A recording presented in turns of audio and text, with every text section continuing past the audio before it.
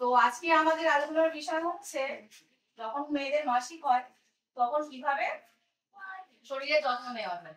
ঠিক আছে, সাধারণত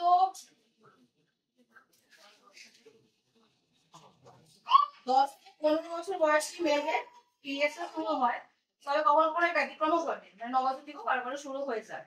আর এটা হলে সাধারণত 3 থেকে 5 দিন বা কারো 2 থেকে 7 দিনও হতে পারে। ঠিক আছে, এটার জন্য কোনো চিন্তার কারণ নেই। আর এটা হয় সাধারণত 28 দিন পর পর, কখনো বা 7 দিন আগে করে, অর্থাৎ 22 থেকে 25 দিনের মধ্যে হলেই হবে, এটা নর্মাল পেশেন্ট। ঠিক আছে, এবার হচ্ছে এই সময় কিছু কিছু অবলম্বন করতে হবে, যেমন এই সময় ভীষণ পরিষ্কার পরিচ্ছন্ন হয়ে থাকতে হবে।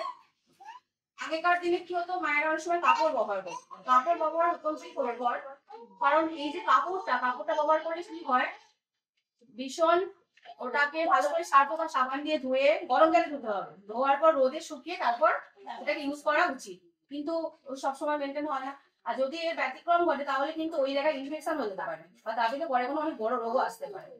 আর একটা হচ্ছে প্যাড ব্যবহার করলেও কি হবে, 4 থেকে 6 ঘন্টা অন্তর অন্তর প্যাডটা চেঞ্জ করতে হবে। বেশি করে একটা প্যাড ইউজ করা কিন্তু খারাপ, ও থেকে প্রবলেম আসতে পারে।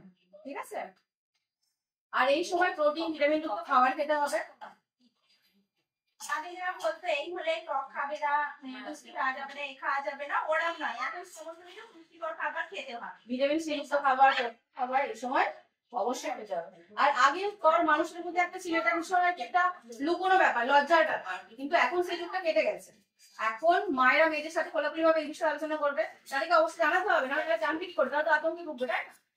বন্ধুর মতো তাদেরকে বুঝিয়ে বলতে হবে, এটা কোনো লুকোনোর বিষয়, যথেষ্ট একটা ভালো বিষয়, কোনো লজ্জার বিষয় নয়, এটা তাদেরকে বলতে হবে।